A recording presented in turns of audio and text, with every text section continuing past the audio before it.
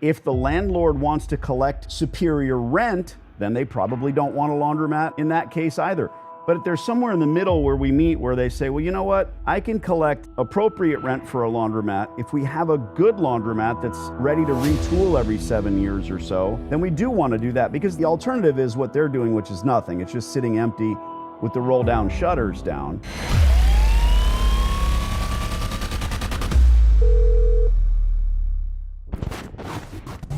Hello?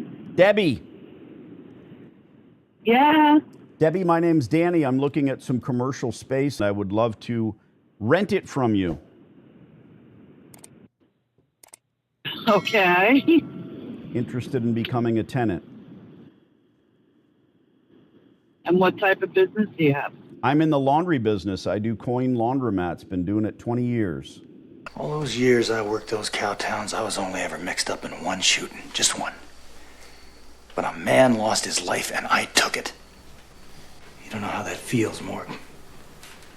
Believe me, boy, you don't ever want to know. Not ever. I think we spoke back a while ago, but the principals weren't interested in doing anything. They're looking into some different things with the property right now. There is already a laundromat there which has been shut down. So they're not interested in having a laundromat operator come in. That's what you're telling me? Come back in. At this time right now, no. They were not looking to no problem. I understand. The thinking is the business closed down because it was a terrible business, a bad idea, a horrible concept.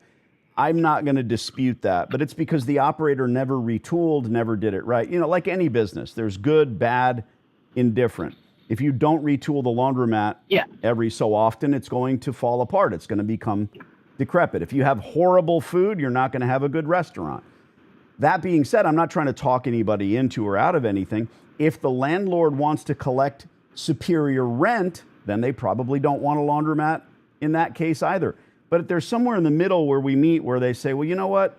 I can collect appropriate rent for a laundromat. If we have a good laundromat that's ready to retool every 7 years or so, then we do want to do that, because the alternative is what they're doing, which is nothing. It's just sitting empty with the roll down shutters down. And I don't want to see that. So maybe you go into the Monday meeting and say, look, what I have is a guy who's a very good operator who has the hundreds of thousands it takes to retool it. And maybe we at least have a conversation about it. Sheriff, may I present a pair of fellow sophisticates, Turkey Creek Jack Johnson, Texas Jack Vermillion. Watch your ear, Creek. Their idea is to have a different business. Great. I just don't see them doing that. They got to tear everything out. And I'd hate to see that, because the infrastructure's there. That's why I'm calling. The gas, water, electric, the goodwill is gone. There's nobody using this place. But I can bring that back. Does any of that make any sense? It's beautiful. Take your hat off, boy. That's a dollar bill. Of course, it makes sense if they're in alignment with the idea of re-renting it, period. So I will bring it up to them. Good. And I have your number, and if they are let them know. Amiable to doing the thing. Debbie, what's your email? I'll send you an email as well to follow up. Sure. It's D. Excellent. I got it the first time through. My partner's name is Calvin. I will CC him. And, let us know either way. You can drop me a line or you can text me. This is my cell phone number. It sounds like I have you on yours. So keep us in the loop. Again, we're not going to pay Neiman Marcus rent, but Walmart works for us. That's the kind of rent we pay. Thanks, Debbie. Okay, thanks. I'm hilarious. Why is that funny? Why are you laughing? I don't know. He was laughing. So what's the moral of the story, Calvin? We've been calling this woman for 6 months. Yeah. 6 months. She doesn't answer. She doesn't return calls. She doesn't bother in any way, shape, or form to send me a text and say we don't. But the thing is, when she does, I can't lose my shit and say, hey, where have you been? What's your problem, lady? Right. What the hell is going on with you? It's not my place. I don't let it upset me. But please understand, I tell you and every client, eventually this will come. If you give me the right number, eventually we'll get the right person. Yeah, Right. they're not interested in doing anything.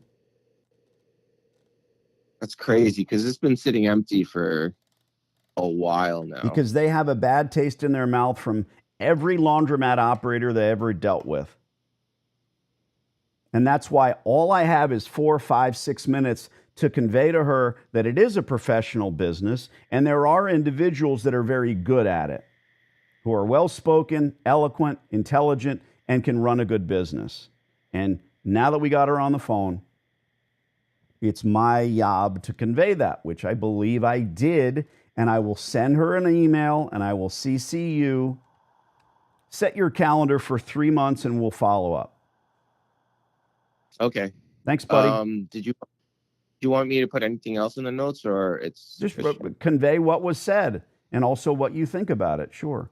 And then you can go back and you can change the headline to this, because now it's, right. You know, Debbie XX, whatever it is. Go find me some more stores. All right.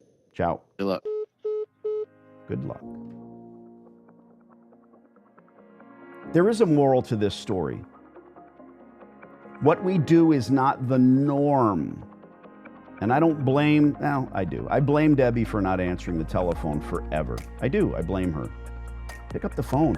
Everyone is so scared shitless that it's going to be a salesman. I don't want to buy anything. Block their line. And on the other end of this, there's 2 human beings who've spent money, energy, time out there physically scouting this location, and she finally decides to pick up the phone. And I do my work.